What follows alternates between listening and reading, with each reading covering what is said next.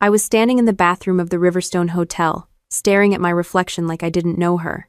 My lip was split, there was blood on my teeth, and my scalp throbbed where clumps of hair had been yanked out.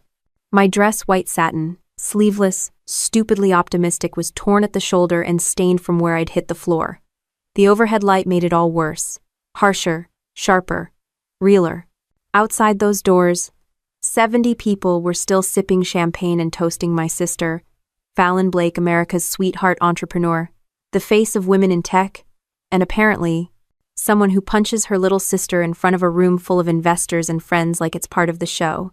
And they just stood there, most of them, except my mom, who smiled. And one woman who had the nerve to whisper, "I think she deserved it." Let me rewind. I didn't want to come.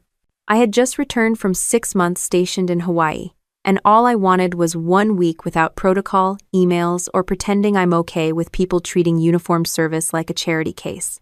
But I got the invite, a printed one, cream cardstock with gold trim. Fallon Blake, Women in Tech Pioneer of the Year. Join us for an exclusive celebration.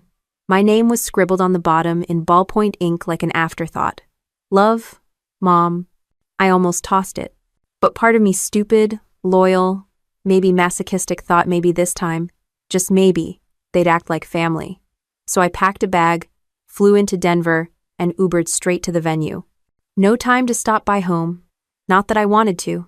The Riverstone Ballroom was as over the top as Fallon herself. Gold chairs, floral centerpieces like wedding arches, and servers in tuxedos passing around hors d'oeuvres no one could pronounce. I stepped in quietly, sticking to the wall. I wasn't exactly expecting a red carpet, but I thought someone might notice, or say hi. My mom was too busy doing her politician smile tour around the room. My dad wasn't there, surprise. He never is, and Fallon? She was holding court in the center like she'd just invented the internet. I spotted her before she saw me. Sleek black dress, perfect makeup, doing that laugh she does when she knows people are watching. I waited until the clapping died down, then made my way toward the table with the gifts. I placed mine gently, one I actually spent time on, a framed, restored photo of the two of us as kids, before everything went sideways. "Wow," Fallon said behind me. "Didn't expect you to show." I turned. Didn't expect to be invited. Her smile stayed, but her eyes? Ice. "Well," Mom insisted. "Said it'd be good PR. You know, the family values thing." Then she picked up the photo frame, looked at it like it was a grocery receipt, then set it down without a word. "Try not to make a scene, Savannah. We both know you have a history." I laughed, just once. "A history of what, Fallon? Breathing too loud at dinner? Not clapping hard enough when you won most likely to succeed in 8th grade? The smile cracked. "Just a hair, but enough." She stepped closer. "You always had this jealous little streak. It's pathetic, really. You act like joining the military makes you better than us." "I didn't join to be better than you," I said. "I joined to get away from you." And just like that, she snapped. 1 second she was standing there all composed. The next, her hand shot forward and cracked across my face with the kind of force that made the room fall silent. Before I could process the sting, she grabbed my hair, yanked, and dragged me toward the double doors. I tripped, caught myself, tripped again. Her heels clicked like gunshots. No one said a damn word. I heard gasps, a few uncomfortable laughs. Maybe one person said, "Fallon, stop." But it was the kind of thing people say just loud enough to not feel guilty later. As we passed the cake table, my mom stepped aside to let us through. "She started it," Fallon muttered under her breath like a 12-year-old. My mom didn't ask what happened, she just smiled and sipped her wine. Fallon flung me out into the hallway, let go of my hair, and smoothed her dress like she hadn't just gone full WWE on her sister. "I told you not to make a scene," she hissed, and walked back in. I sat on the floor for a second, stunned, humiliated, then stood up, still shaky, and pushed open the door to the women's room. That's where I was now. Cold tile, overhead light, lip bleeding, heart not broken, just done. I rinsed my mouth with water, wiped the blood with a paper towel, and stared at the woman in the mirror. Still in uniform, in a way. Still trained, still standing. I pulled out my phone, hands shaking, thought about deleting the contact, then didn't. I tapped the name. Miles. And just like that, it rang. My boots echoed against the sidewalk as I walked, blood still wet on my lip, hair stuck to the side of my face where sweat and tears had mixed. My jaw pulsed, my cheekbone throbbed, and all I could hear was Fallon's voice, sweet, smug, and venomous like it was playing on a loop. That party, that stupid party, wasn't just another Blake family disaster. It was a declaration. They wanted me gone, erased, disposable. I didn't even make it all the way to my car. I ducked behind a hedge near the valet stand and threw up, shaking so badly I nearly dropped my phone when I finally pulled it out. For a second, I just stood there staring at the screen. Who the hell was I even supposed to call? Not my mom. She laughed when Fallon dragged me. Not my commanding officer. I'd get pulled from my current rotation if this got messy. I couldn't risk that. I was 2 months out from reassignment and damn near shortlisted for a promotion that actually mattered. I couldn't let them take this from me too. Not after everything. But I wasn't going to pretend this didn't happen either. Not this time. My thumb hovered over one contact for a while. Miles Truitt, First Lieutenant, Legal Support, Camp Pendleton. We'd done joint training together overseas and kept in touch ever since. The guy had a spine made of concrete and a moral compass that somehow still worked. More than that, I knew I could trust him. I hit call. He picked up on the second ring, his voice calm and clipped like always. Savannah? I couldn't answer at first. My throat tightened and I had to breathe through my nose so I wouldn't cry like some wounded kid. I wasn't going to cry. Not now. Not over them. I need help, I managed to say. Miles didn't ask stupid questions. He didn't ask if I was okay. He just said, "Where are you?" I rattled off the name of the restaurant across the street. He paused, then said, "I'll be there in 20. Ald." While I waited, I slid into the last booth inside the diner, back to the wall, hoodie pulled up over my tangled hair. The waitress tried to ask if I wanted coffee, but I just shook my head and looked out the window. Every time I blinked, I saw the chandelier above that stage, glittering like it was mocking me. The applause when Fallon got her award. The dead silence when she punched me in the face. The worst part wasn't the hit. It was the approval. It was the way everyone paused, looked, and decided it wasn't their problem. When Miles walked in, he didn't make a scene. Just spotted me, nodded once, and slid into the booth across from me. He clocked the swelling on my jaw immediately, the bruising under one eye, the way I kept touching my ribs like they hurt too. And all he said was, "What do you need?" That broke something in me. I told him everything. How Fallon had been slowly erasing me from the family for years. How I found out last month she'd used my deployment status to apply for a special VA loan in my name. How tonight she went from fake hugs to full-on assault, and our mother cheered her on like she was watching the Super Bowl. Miles didn't interrupt.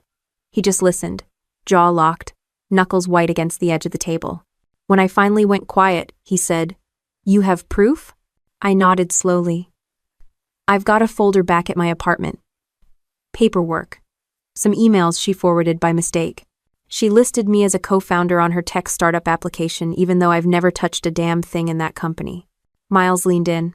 "Okay. First, we get that stuff documented. Second, you talk to someone who knows how to chase money. Someone who can track exactly what she did with your name and where your info ended up. I don't want this to go away," I said, voice low. "I don't want a quiet settlement or a public apology. I want her out of my life. I want the whole damn thing exposed." "Good," he said, not missing a beat. "Because I know exactly who we're calling next." He tapped his phone, typed something, then looked back at me. Dante Sutter, former IRS investigator turned financial bloodhound. Guy tracks fraud the way Marines track targets. I worked with him on a JAG case 2 years ago. If she's been laundering anything under your name or screwing around with military financial benefits, he'll find it. End quote. I pressed the ice pack he'd brought me against my cheek, breathing deep through my nose. "You sure about this?" he asked quietly. "Are you?" I shot back. He gave me that half smile I remembered from training in Okinawa. "Oh, I'm more than sure. Fallon just started a war with a Marine, and I don't think she read the fine print." Outside, the night had gone still and cold. Miles walked me to his truck and opened the door without a word.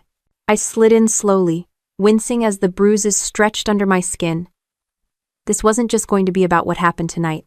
This was about everything they thought they got away with. The truck smelled like pine, air freshener, and black coffee. I leaned my head back against the seat and closed my eyes while Miles drove, the hum of the engine settling under my skin like a sedative. Every bump in the road felt sharper than it should. My ribs ached, my scalp still burned, and the adrenaline was wearing off, leaving only a mix of rage and exhaustion sitting heavy in my gut. Miles didn't talk much. He never did when things were serious. It's why I trusted him. He turned off the highway into a quiet residential area near Aurora. The kind of neighborhood where houses were identical, mailboxes were spotless, and everyone had matching garbage bins. I didn't expect Dante Sutter, the guy Miles said could trace financial fraud with the precision of a drone strike, to live in a place that looked like a retired dentist's dream. But here we were. Miles parked in front of a beige two-story house with a red door and zero personality. The porch light flicked on as we stepped out. "He's a little weird," Miles said under his breath, "but good weird." The door opened before we even knocked. Dante stood there barefoot, holding a coffee mug with a broken handle and wearing a t-shirt that read, "Death by Audit." He had the look of someone who hadn't slept in days but had memorized the tax code front to back for fun. "You must be Savannah," he said, eyes sharp as hell. "Come in, I've already pulled your records." I paused mid-step. "You what?" He shrugged. "Miles texted me your full name and date of birth 15 minutes ago. I ran a basic scan. You've got 3 military credit accounts open in your name.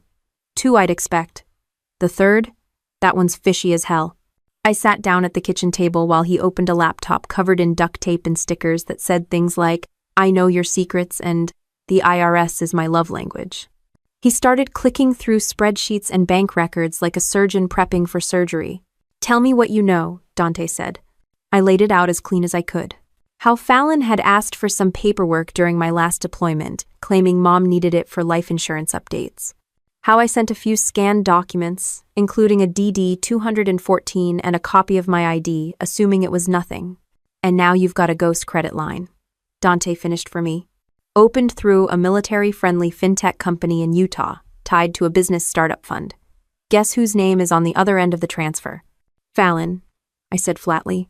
He spun the laptop to show me a document with my name and social security number tied to a $180,000 loan application filed 10 months ago. The recipient account? An LLC owned by Fallon Blake, doing business as Radian Arc, her ridiculous tech company. "She forged your signature," he added. "Sloppy job, honestly. The digital cert is mismatched, and the timestamps don't align. Amateur hour." I stared at the screen. Not surprised. Not even angry anymore. Just cold. "She's not that dumb," I said. "She must have had help." "Oh, she did." Dante nodded. "This kind of fraud doesn't go through without an internal enabler. Someone at the funding institution looked the other way. Might have been bribed, might have been blackmailed. Either way, they left footprints." Miles leaned against the fridge, arms crossed. "So what's next?" "I keep digging," Dante said. "But you, Savannah, you need to secure your military records and file a flag with the VA and DOD. Once this is reported, she won't be able to use your credentials for anything else." I nodded slowly. "Can she go to jail for this?" Dante shrugged. "Depends. Wire fraud? Yes. Identity theft tied to federal military status? Definitely. The bigger question is, do you want this to be criminal or civil?" I didn't answer right away. I stared at the laptop screen, at my name hijacked and used to fund Fallon's fairy tale career. My whole life she'd found ways to rewrite the narrative. But this time, she used the government to do it. "She thinks no one's going to believe me," I said. "She thinks if she spins it right, I'll look unstable, dramatic, angry, all the things the world expects a younger sister to be." "She's banking on silence," Dante said, "and your military discipline keeping you quiet." "She's betting wrong," I replied. Miles handed me a glass of water. "This isn't just a family drama anymore. This is federal. If you're serious about going forward, we document everything. You write your statement tonight, and Dante starts tracking every dime she touched in your name." I nodded again. The pain in my jaw was a dull throb now. Manageable. Dante clicked something on his keyboard. "Welcome to the part where the quiet sister fights back." I didn't smile. Not yet. but I was already thinking about how I'd wear my uniform the next time I saw Fallon's face. I spent the rest of the night at Miles's place, sitting on the floor in sweatpants and a hoodie, surrounded by open folders and sticky notes like I was back in basic training, prepping for a tactical op. Except this time, the target wasn't overseas. She was my sister, and the mission wasn't combat, it was exposure. Miles had cleared his dining table and turned it into a makeshift evidence board. He was sorting printed emails while I tried to piece together every interaction I'd had with Fallon over the last 2 years. Dates, phone calls, times she asked for, simple favors, and anything that felt off in hindsight. We weren't close.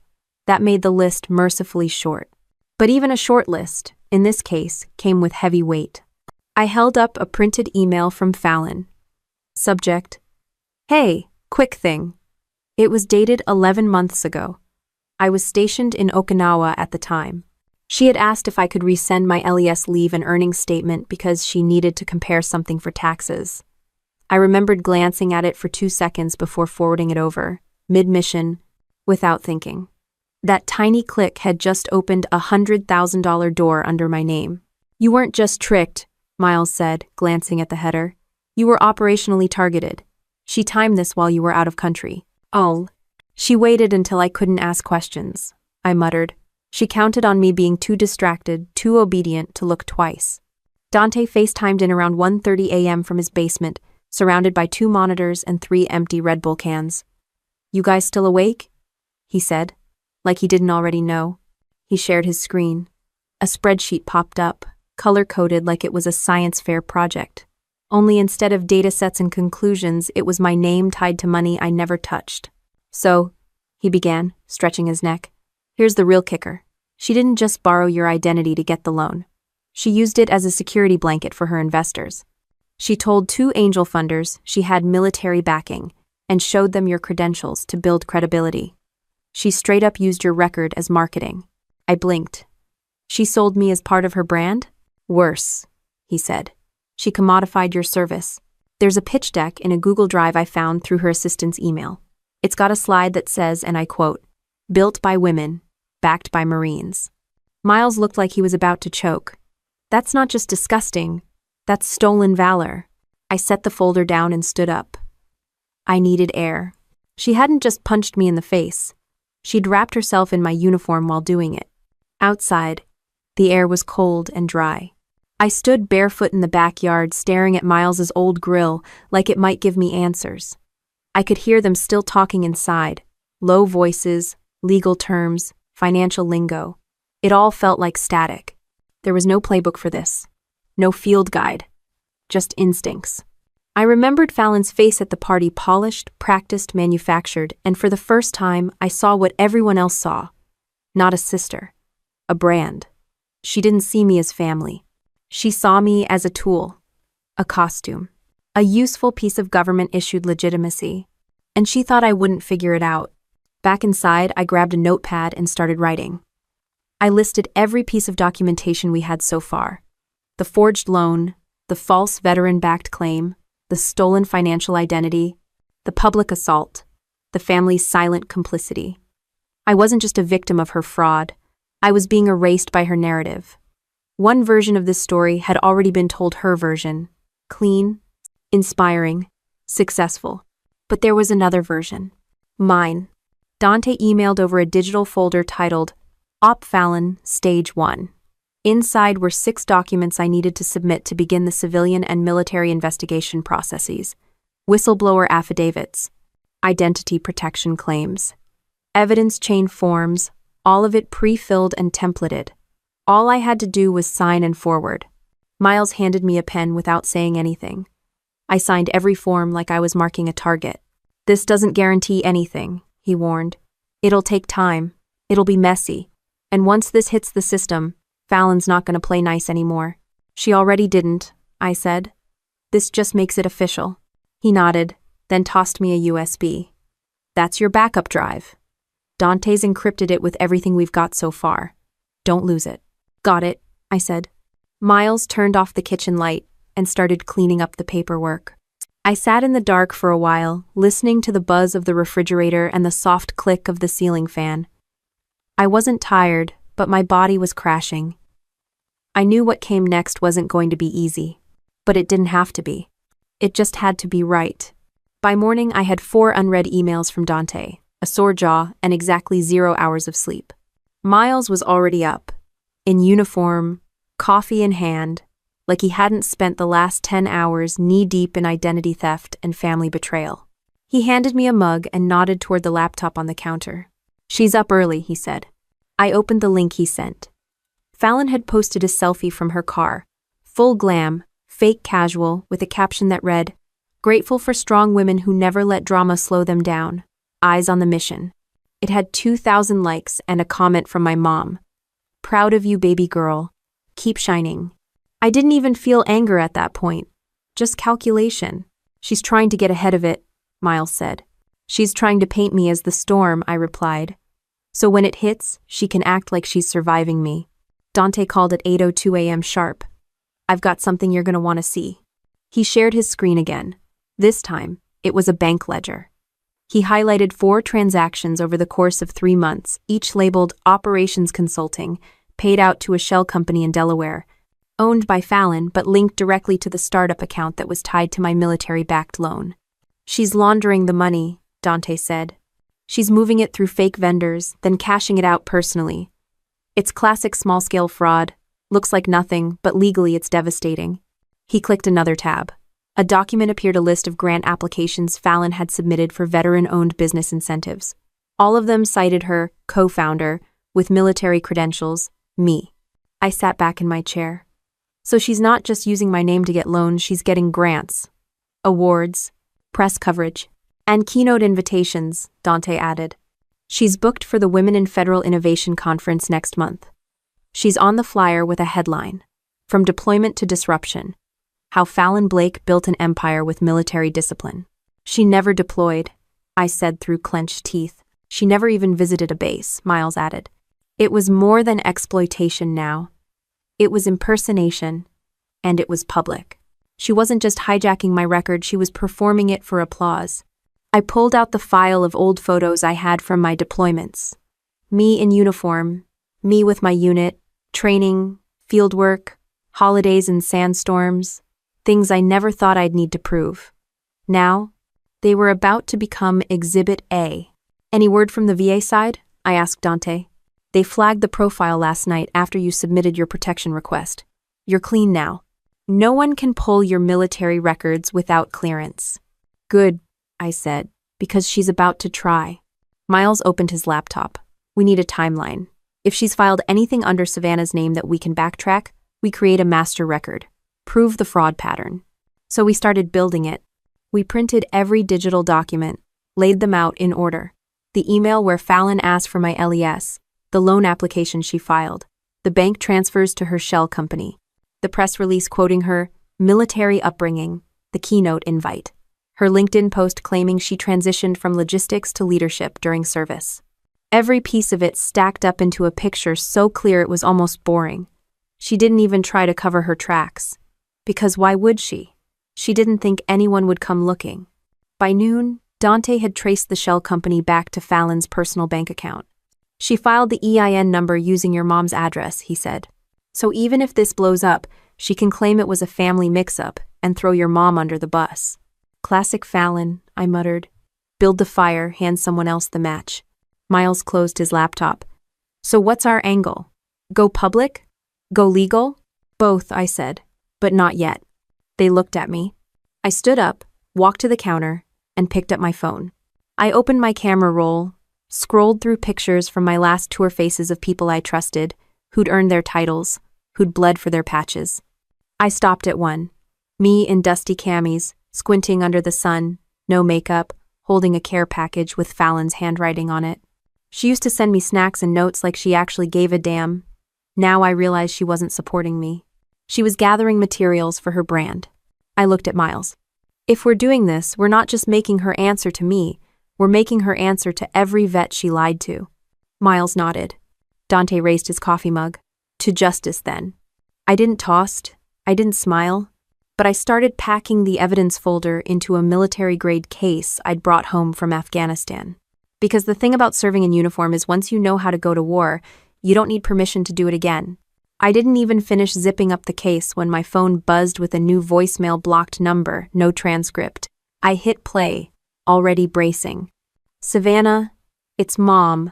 I don't know what this nonsense is that you're stirring up, but if you think dragging Fallon into some drama is going to fix your image issues, think again.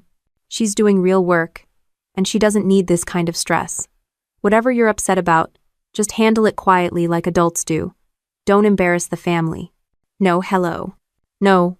Are you okay? Not even a mention of Fallon dragging me out of a party by my hair. I deleted the message without responding. She's not stupid, I told Miles, who was across the kitchen reviewing the folder. She's covering herself in polite threats now. She's also panicking, he said. This is the part where they realize they don't control the story anymore. Miles had a dry way of putting things, which I appreciated. It kept me from spiraling. We spent the rest of the morning consolidating what Dante had sent. Phone records, social media captures, transaction receipts, and most importantly, Fallon's forged digital signature. Dante had a contact-run biometric comparison on the electronic application and confirmed that the e-signature data didn't match anything tied to my military ID. It was a copy-paste job. They'd even compared the rhythm of the stylus strokes. Cheap, lazy, desperate. She didn't just borrow your identity, Dante said. She practically photocopied it and hoped no one would look too closely. It felt surreal how casual it all sounded. Like we were planning a home renovation, not taking apart someone's criminal operation built on blood relation and tech conferences. Miles looked up from the documents. We should talk to someone on her team. Someone inside. She won't let anyone talk freely, I said. She controls people with money and optics. Everyone working for her is either under NDA or neck deep in her image. Then we find someone who left, he replied. Disgruntled, ghosted, fired. The one person who doesn't owe her anything anymore. Turns out, that wasn't hard. A quick search pulled up a podcast episode from 6 months ago featuring Fallon's former head of operations, a woman named Clara Dwyer. She lasted 8 months at Radiant Arc before resigning abruptly. No press release, no handoff, nothing. She vanished from Fallon's public narrative like she never existed, but her LinkedIn bio said otherwise. Operational lead at Radiant Arc, exited for ethical reasons. We messaged her anonymously through a burner account. She replied in 20 minutes. Meet me in person. I don't talk online about that woman. That woman, I liked her already. We met Clara at a neutral cafe halfway between Boulder and Denver. She wore a denim jacket, no makeup, and looked 10 years older than her actual age. The second she saw me, she blinked. You're the sister. Unfortunately, I said, sliding into the booth. We need to talk. She listened, arms crossed, while I laid out what we'd found, how Fallon had used my military identity, faked loan applications, staged grant materials, and sold herself as a veteran-aligned startup founder. She used your face in 2 different pitch decks, Clara said. Did you know that? No, I replied. She called you her combat inspiration in one. Said she started the company while writing letters to you overseas. I laughed. I couldn't help it. She barely returned my texts. Clara pulled a flash drive from her bag and placed it on the table. This has every internal email thread I saved before I left. Contracts, edits to press kits, even an early draft of her conference speech where she claimed your dad was a Navy SEAL. He sold insurance, I muttered. She told investors the startup was built on discipline, sacrifice, and battlefield insights. She built it on lies and stolen valor, Miles said. But now we have someone who saw it from the inside. Clara sipped her coffee and leaned forward. You want to take her down? I didn't flinch. I want her off my name. Then, you're going to need more than digital receipts and bruises. You need a witness on paper. You need someone to say, I was there, and this is what she did. I Minnow. Clara paused, thinking. I'll sign it, she said. But if this gets loud, I'm not running PR. I lost too much time cleaning up her messes already. You won't have to, I said. This isn't her show anymore. Back at Miles's place, I scanned Clara's flash drive while Dante monitored traffic to Fallon's startup site. Interest was down, engagement was slowing, the sharks were circling, but quietly. She's not going to crash overnight, Dante warned. People like her know how to pivot. Awan. She's not pivoting, I said. She's spiraling. Big difference. I opened one of the pitch decks Clara had given us. On slide 7, there was a photo of Fallon and me at my basic training graduation. She'd photoshopped herself in uniform next to me, smiling. She used my moment, my work, my sweat, and dressed herself in it like a costume. I saved the image. Game on, I said. The first thing I did after reviewing Clara's files was book a domain name, valor-theft.com.com. It cost me $9 and gave me a place to post the truth where no PR agency could spin it into a branding moment. The site was basic black text, white background, zero design, but that was the point. I uploaded the key documents. Fallon's fake loan application with my military ID, the forged veteran grant pitch, the email threads Clara had saved, and a side-by-side comparison of my real deployment history against Fallon's fabricated version. I added one sentence at the top. This is what it looks like when a civilian sister steals from a servicewoman and calls it empowerment. It went live at 10:17 p.m. By 10:35, it had 3,000 hits. By midnight, it was trending on a Reddit thread titled, "Tech Founder Fakes Military Ties for Clout?" And then Fallon responded. Not directly, of course. She posted a story on Instagram. A black screen with white text, "Jealousy is loud, truth is quiet," with the song Survivor playing underneath it, subtle as a car crash. Dante called immediately. She's going into damage control. Miles sat down across from me, arms folded. You still sure you want to go loud? I wasn't quiet when I took an oath, I said. I'm not starting now. The next morning, Fallon's attorney sent me a cease and desist. It accused me of harassment, defamation, and unauthorized use of proprietary brand content. Miles read it twice, rolled his eyes, and emailed a 3-line response. Happy to comply once your client retracts all false military claims and returns every dollar fraudulently acquired. Until then, buckle up. I wanted to frame it. We expected silence after that. Instead, Fallon dropped her version of the story, an 8-minute YouTube video titled My Truth. It opened with soft piano music. Fallon in a gray turtleneck, hair loose, makeup barely there, but very much there. She looked straight into the camera with watery eyes and said, I've always believed in women supporting women. That includes my sister Savannah, who has struggled with adjusting to life after service. It breaks my heart that she's chosen to lash out during a difficult time. I love her deeply, and I hope she gets the help she needs. I almost threw my laptop across the room. She's framing you as unstable, Miles muttered. Classic strategy. Shift the focus from what she did to how you're reacting. Even the damn piano music, I said, pacing. She's turning a felony into a Lifetime movie. Dante jumped in. We respond with data, not drama. Let her perform. We post receipts. So we posted them. One by one. Scanned originals. Time-stamped PDFs. The loan data. The grant approvals. The doctored photos. And, just for kicks, a video clip from my promotion ceremony with Fallon sitting in the audience, checking her phone and looking bored out of her mind. That one got 100,000 views in an hour. Then something we hadn't planned for happened. Other Women Real veterans started messaging me. Some had worked in tech, some hadn't, but a few had crossed paths with Fallon. One woman, Kara, said Fallon pitched her an all-female veteran coding boot camp and ghosted her after stealing her curriculum outline. Another said she gave Fallon access to her vet-run nonprofit's email list for collaboration, and later found out Fallon had cold emailed her donors for her own startup. She's been doing this for years, Kara wrote. Everyone thought she was just ambitious. Turns out she's a thief. I asked if they'd go on record. They all said yes. So I created a submission section on the site, titled it, If She Used You, Speak Up.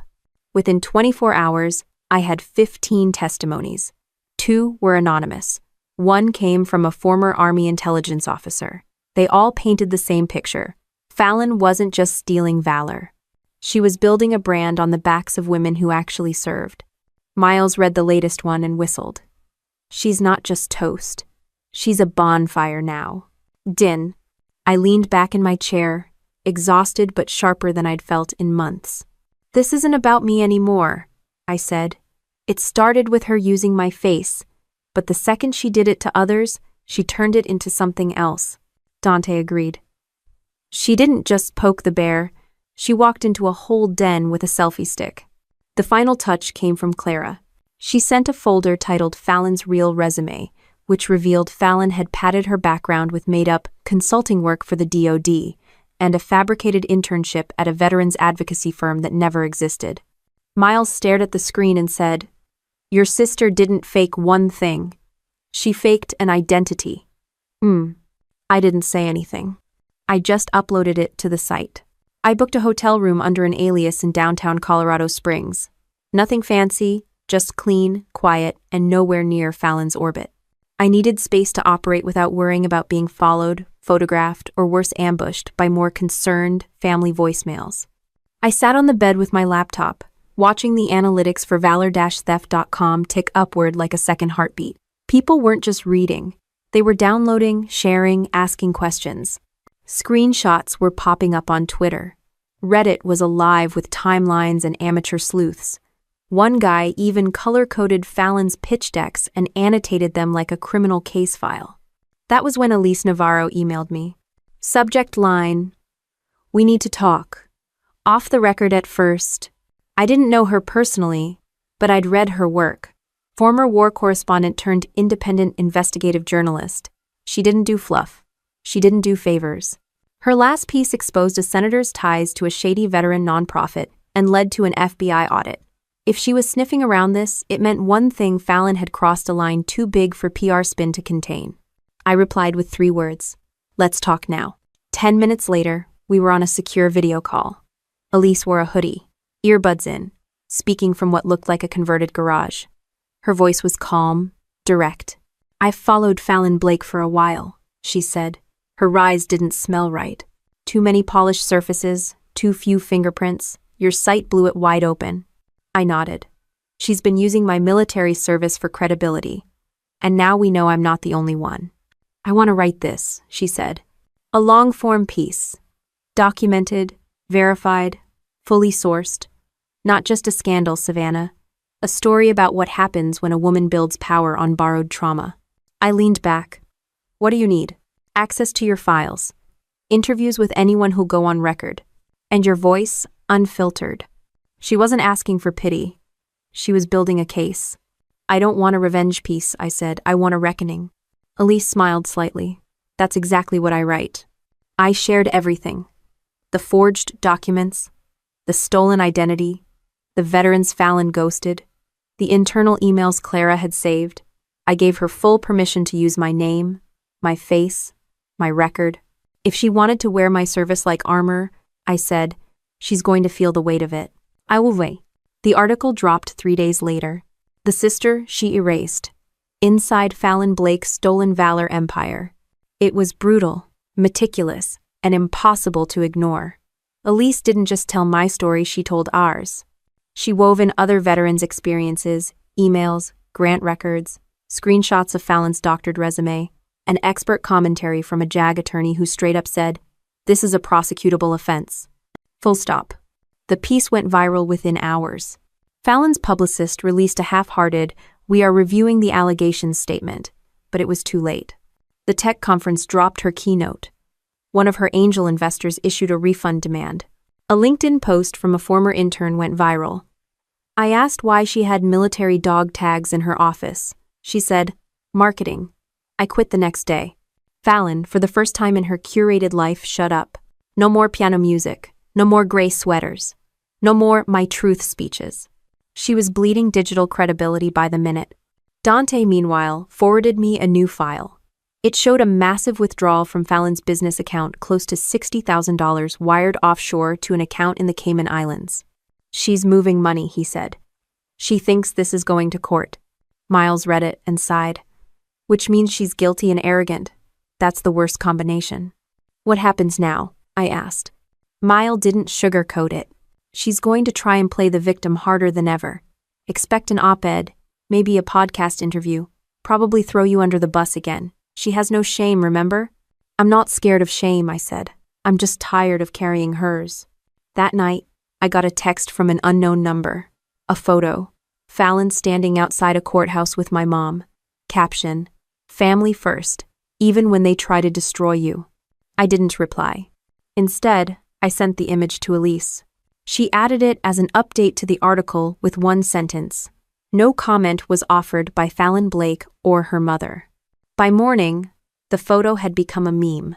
That's the thing about control when you build your life by staging every moment. The truth doesn't just crack it open. It shatters the whole stage. Fallon wasn't being attacked. She was finally being seen. And I was finally being heard on my own terms. I could hear the fire alarms going off in Fallon's camp from a mile away, and I wasn't even watching the news. It was all happening online in real time, through comment threads, blog reposts, and screen-recorded TikToks of her now infamous My Truth video being torn apart line by military spouses and actual veterans. What started as a controlled narrative had unraveled into a full-on exposure campaign. And then Elise called.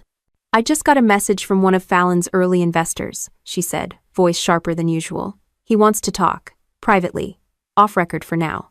The investor's name was Gerald Miles, a low-profile but wealthy tech backer known for dropping money on startups that looked socially progressive and female-forward. Fallon had been a trophy founder for him: clean image, good teeth, storybook background, and now an unraveling mess. He wouldn't meet in public, so I flew out to a neutral space in Santa Fe with Elise. We sat in a corner booth of a half-empty tapas bar, while Gerald tan, turtlenecked teeth, 2 white-sipped mineral water, and scanned the room like he was expecting spies. "I don't want my name in your article," he said immediately. "I just want you to understand that we were sold a story." "No one forced you to believe it," Elise replied flatly. He winced. "Look, she brought paperwork, photos, a whole slideshow about her sister, how you inspired the company's culture, how your discipline as a Marine shaped her approach to leadership." I stared at him. "Did you ever talk to me?" "Of course not," he said, as if that was irrelevant.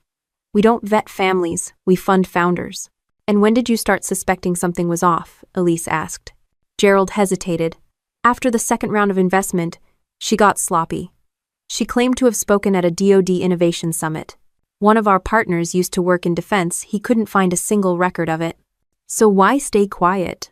I asked. He looked genuinely uncomfortable. "We thought she'd clean it up. You have to understand, she was still a good investment, until now." I didn't blink. "You helped her build this." "I didn't know," he said. "You didn't ask to know." He didn't deny it. Before he left, he slid a small folder across the table. "These are internal investor updates. She sent financials, board letters, claims about government partnerships. A lot of it probably falls under wire fraud if you can prove she knowingly lied." "We can," I said. Back in the hotel, Elise and I spread out the documents on the floor. The more we read, the worse it got. Fallon had inflated user metrics, cited fake veteran advisors, and even claimed to have pending contracts with the Department of Homeland Security. All lies. All traceable. Elise pulled out her recorder again. "She really thought you were going to stay quiet forever, huh?" "She forgot I was trained to handle conflict," I said. "She mistook restraint for weakness." The next move came from Fallon's legal team: predictable, arrogant, doomed. They filed a restraining order against me, citing emotional distress and online harassment. Problem was, they did it in the same Colorado district where Dante had already filed my identity fraud case. That meant court records became public. And suddenly, every media outlet had access to the full story. Elise didn't even have to push it anymore. Major news channels picked it up. "Marine exposes sister's fraudulent tech empire." It was the kind of headline you couldn't make up. Fallon's face was on the news, but not the way she wanted. I watched a clip of her ducking cameras outside her office, wearing sunglasses and a hoodie, gripping her mom's arm like a child. My mom, who once laughed while Fallon humiliated me in front of a crowd, now looked like she'd aged 10 years in a week. Dante called later that night. "She's cooked," he said. "IRS is sniffing. One of her shell companies flagged in an audit this week. If she doesn't settle, they'll press charges.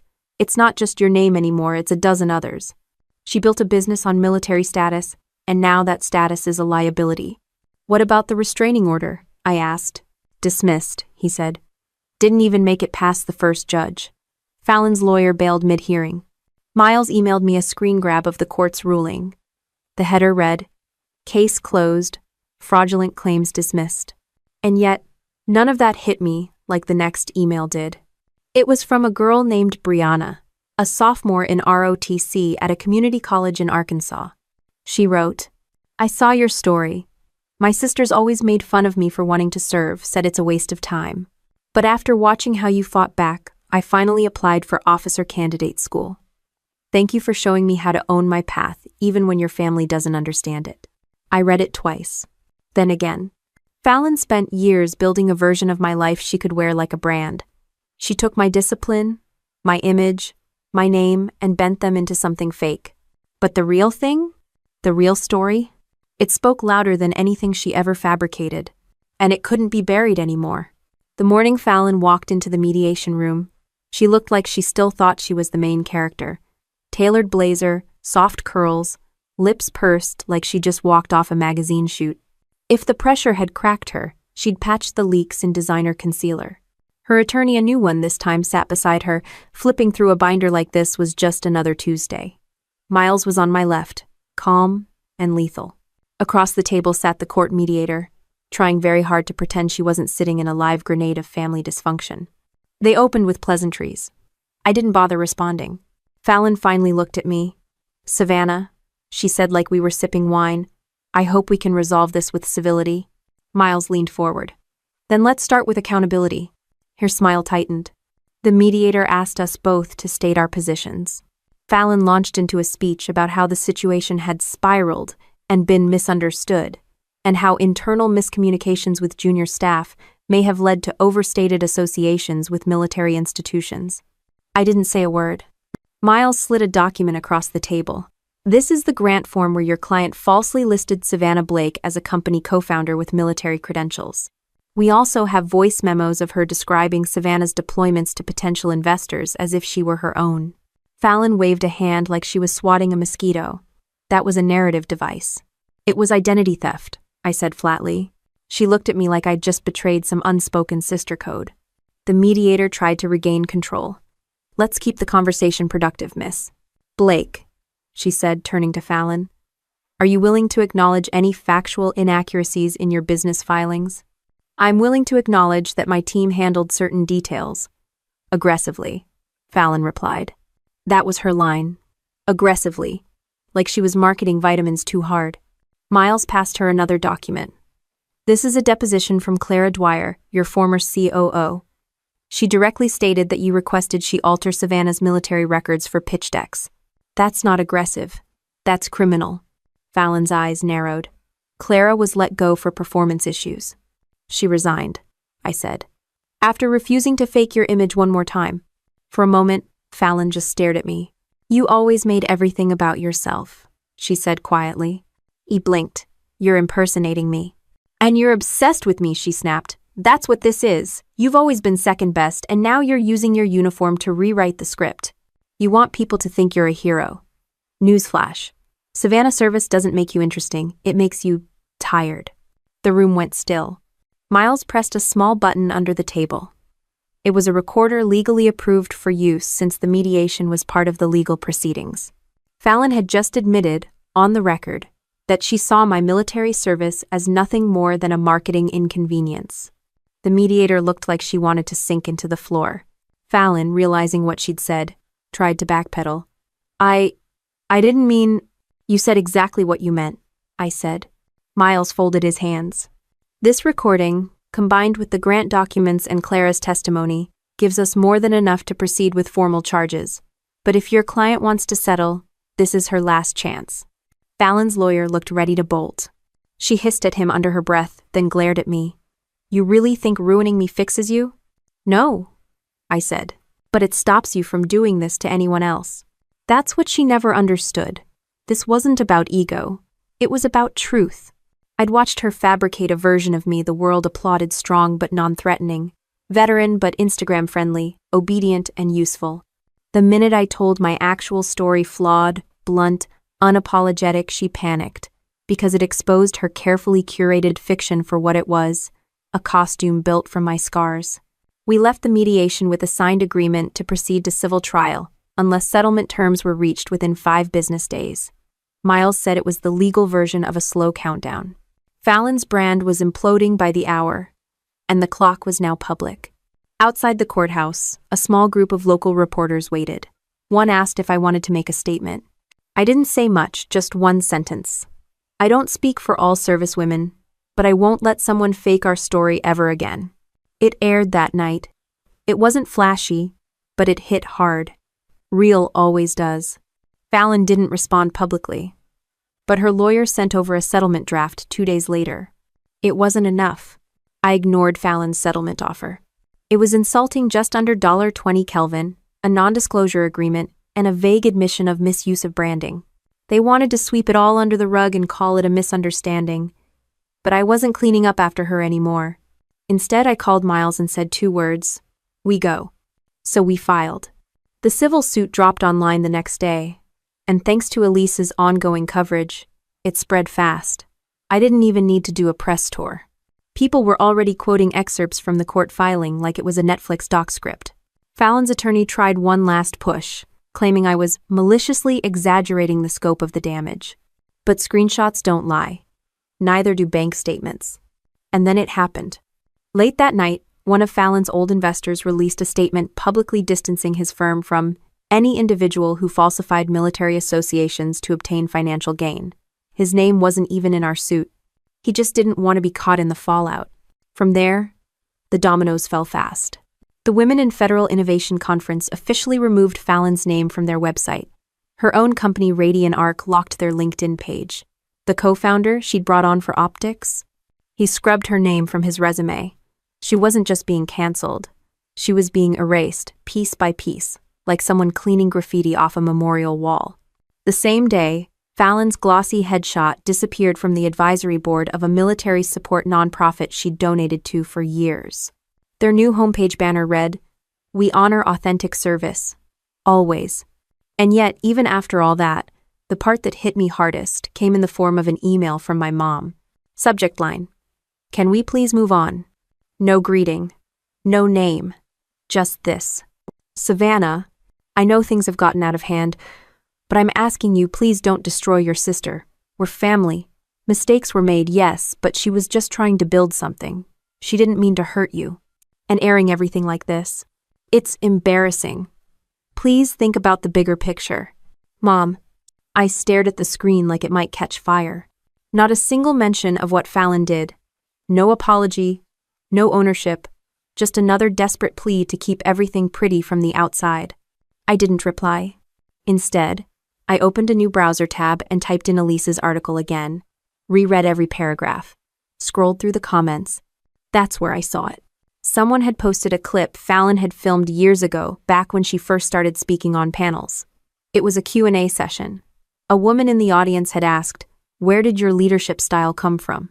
Fallon smiled wide and said, "My sister. She served in the military, and watching her transform into this strong, decisive woman made me believe I could lead too. She's a warrior. I just borrowed her backbone." I played it again. I just borrowed her backbone. That wasn't admiration. That was theft wrapped in a compliment. I remembered being 22, fresh out of boot camp, FaceTiming Fallon while sitting on a cot with sand in my boots and sunburn on my neck. I told her how tired I was, how hard it was to be taken seriously. She told me, "Just keep your mouth shut and do what they expect. That's what people respect."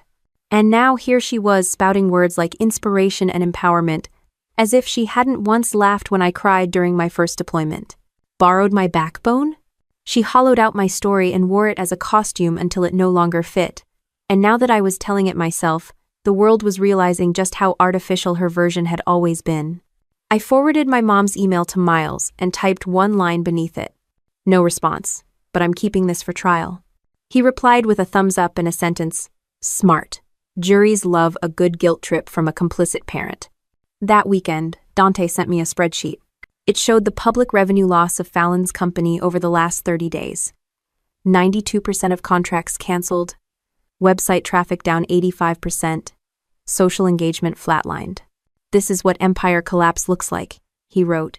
"No explosions, just a quiet, permanent disappearance." I closed my laptop. Then I reached for my phone and called Kara, the ROTC girl who'd messaged me weeks earlier. We talked for almost an hour. She asked me what it was like standing up to family. I told her the truth. It's lonely, I said. But being used is lonelier. I stood outside the courthouse with Miles and Dante, watching Fallon's legal team scramble in slow motion. They carried 3 briefcases, and the kind of fake confidence you only see in people who know they're about to lose but still have to put on a show. Fallon wasn't with them. She wasn't required to appear today. But I was. And I wanted to be here. The civil trial wasn't publicized the way her crash had been online, but the courtroom was packed anyway. Veterans, students, 2 tech journalists I recognized, and even Clara, sitting quietly in the back row with a pen and a notebook. Elise sat beside her. She wasn't covering this for a new article. She was here as a witness to the impact. The judge was a middle-aged woman with a military pin on her robe. The irony wasn't lost on me. She didn't smile, didn't nod.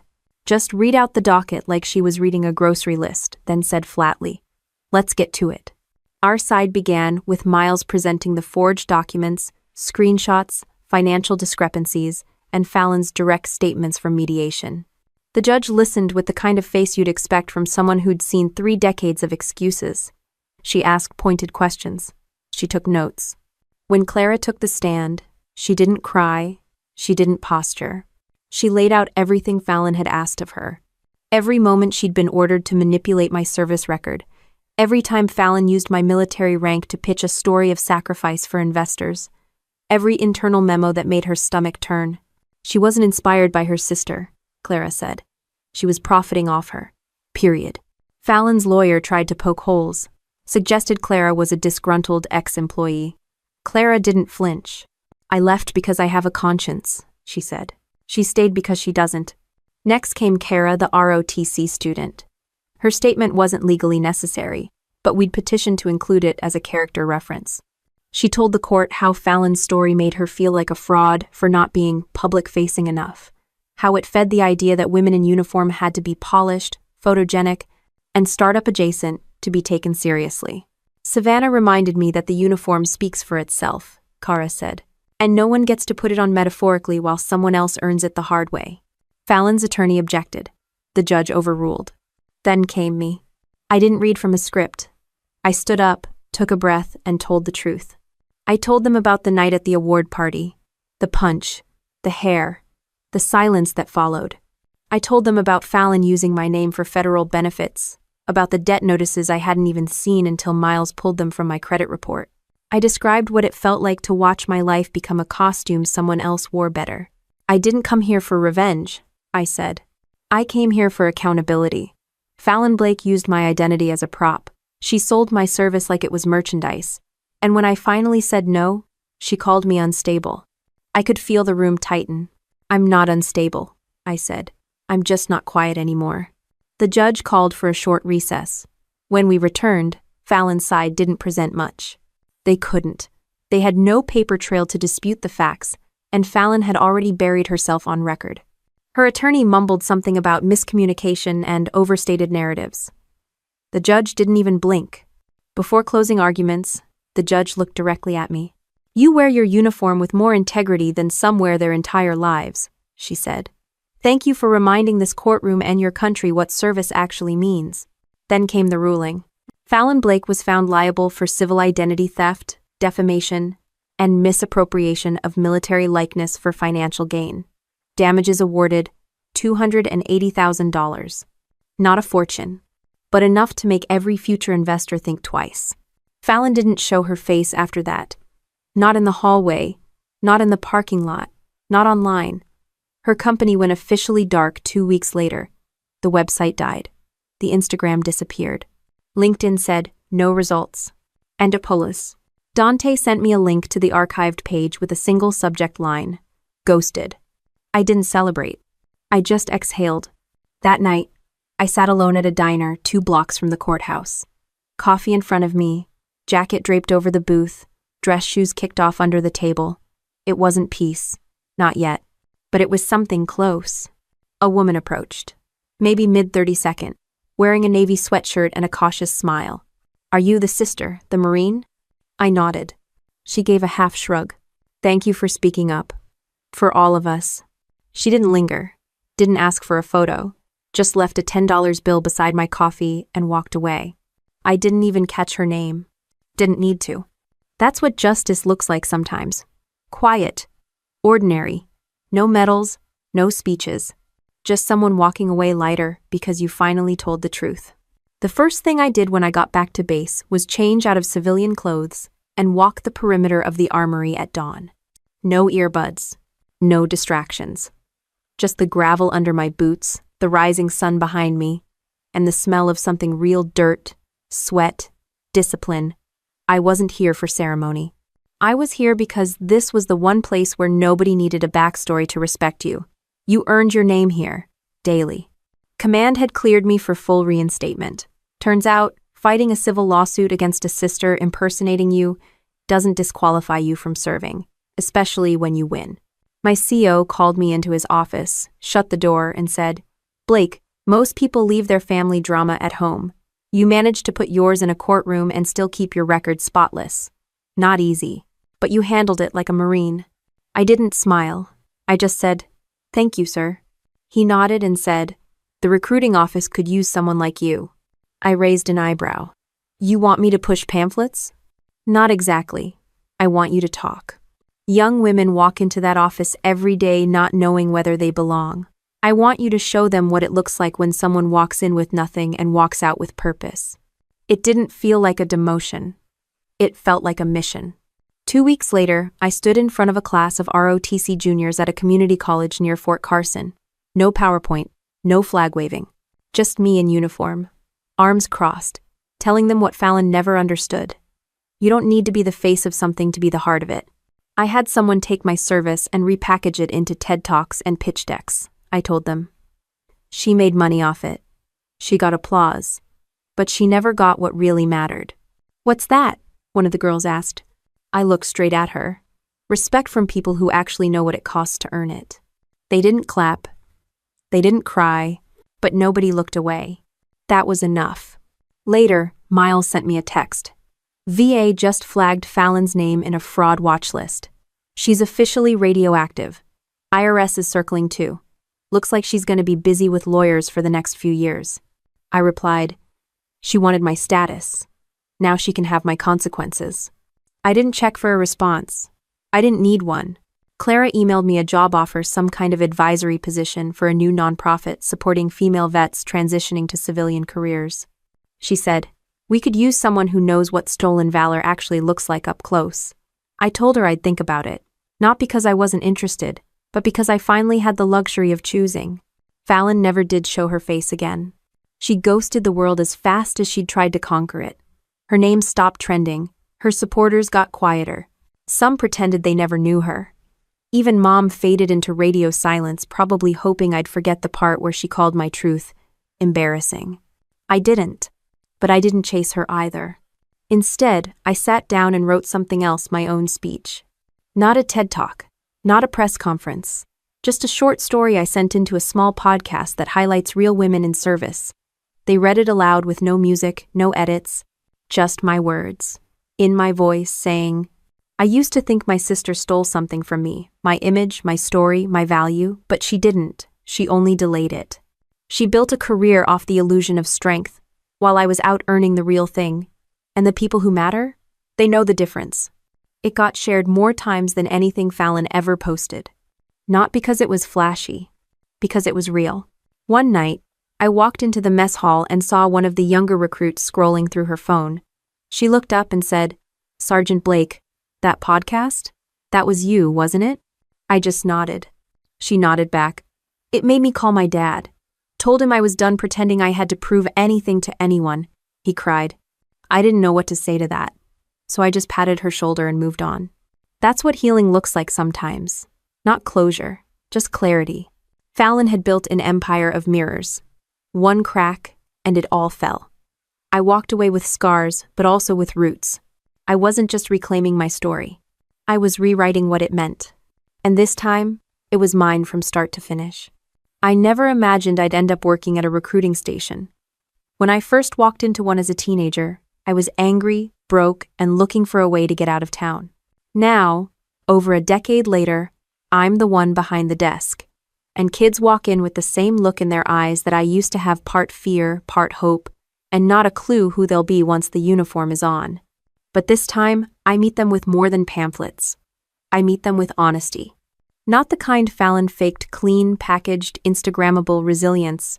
I tell them the truth, that service is messy, hard, and often thankless, that it'll break you down before it builds you up, and that if you're lucky you come out of it with something that no amount of likes or TED Talks can give you, character that doesn't need an audience. One morning, I gave a talk at a local high school, nothing fancy, just a gym full of restless juniors. I told them about what it meant to earn your place in a world that keeps asking you to prove it twice, especially if you're a woman, especially if you're quiet, especially if your family's idea of support looks a lot more like sabotage. I didn't mention Fallon by name. I didn't have to. Afterward, a girl came up to me, maybe 17, and said, "My sister always tells me I'm not built for stuff like this. But after hearing you, I kinda want to prove her wrong." I smiled and told her, "Good, but don't do it for her. Do it for you." Later that week, Elise forwarded me a message from a film producer asking if I'd be interested in optioning my story. I laughed and deleted it. I wasn't interested in turning my life into content. That was Fallon's game. Mine was quieter now, more solid. I didn't need an arc. I had a life. Miles still calls every now and then. Usually it's just to vent about some overconfident cadet or send me screenshots of motivational Navy Twitter posts with sarcastic captions like, "Does this count as emotional fraud?" Dante checks in too, sent me a bottle of bourbon and a card that said, "For surviving the most sophisticated scam I've ever traced, and not murdering anyone in the process. Semper Fi." And Clara? She ended up launching her own nonprofit, just like she said she would. This time, it's real. No brand fluff, no stolen valor, no photo shoots. She brought me on as a board advisor. At our first meeting, she introduced me as the reason this place has a moral compass. I didn't say anything. I just nodded and thought, good, let's keep it that way. One night, I sat on my porch and pulled out the old family photo album.